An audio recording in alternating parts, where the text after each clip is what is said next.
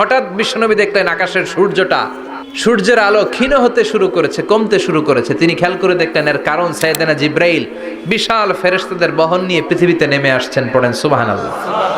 এসে বললেন, ইয়া রাসূলুল্লাহ, আমি 1,40,000 ফেরেশতা নিয়ে নেমে এসেছি। আপনি কি জানেন না, ঠিক একটু আগে মদিনাতে আপনার এক প্রিয় সাহাবা, তার নাম হচ্ছে মুআবিয়া ইবনে মুআবিয়া আল মুজানি, একটু আগে শেষ নিঃশ্বাস ত্যাগ করেছে।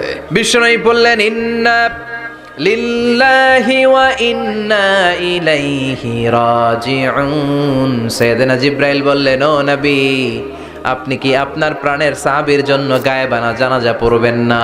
বিশ্বনবী বললেন, অবশ্যই পড়ব। সাহাবীদের মধ্যে ঘোষণা দিলেন, ও সাহাবারা, তোমাদের ভাই মুআবিয়া ইবনে মুআবিয়া আল মুজানি কিছুক্ষণ আগে মদিনাতে ইন্তেকাল করেছে। সবাই বাইরে বের হয়ে আসো, এই মাত্র আমরা এই মুহূর্তে আমরা গায়েবানা জানাজা পড়ব। বিশ্বনবী প্রথম কাতারে দাঁড়ালেন, হাজার হাজার সাহাবারা লাইন ধরে দাঁড়ালো। সাইয়েদনা জিব্রাইল 1,40,000 ফেরেশতা নিয়ে সাহাবাদের পেছনে দুইটা লাইনে দাঁড়িয়ে গেলেন। প্রথম লাইনে 70,000, দ্বিতীয় লাইনে আরো 70,000, 1,40,000 ফেরেশতাদের বহর। আর সাহাবারা মিলে আল্লাহু আকবার বলে গায়েবানা জানাজা শুরু করলেন। নামাজ শেষ। বিশ্বনবী তো অবাক, ঘটনা কি? কোন সাহাবীর গায়েবানা জানাজায় তো ফেরেশতা নামে না আকাশের উপর থেকে। বিশ্বনবী জিজ্ঞেস করলেন, জিব্রাইল, কোন সাহাবীর গায়েবানা জানাজায় তোমরা আকাশ থেকে এত ফেরেশতার বহর নিয়ে নামো নাই? কি এমন আমল করেছে আমার মুআবিয়া?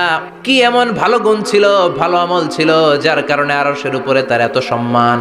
সাইয়েদনা জিব্রাইল বললেন, নবী, তেমন কোনো বড় আমল নয়, ছোট্ট একটা আমল, কিন্তু আমলটারে ভালোবেসেছে কে? আপনার এই প্রিয় সাহাবী হাঁটতে বসতে চলতে ফিরিতে সব সময় পড়তো, কুল হুয়াল্লাহু আহাদ আল্লাহুস সামাদ লাম ইয়ালিদ ওয়া লাম ইউলাদ ওয়া লাম ইয়াকুল লাহু কুফুয়ান আহাদ। পড়েন আল্লাহু আকবার।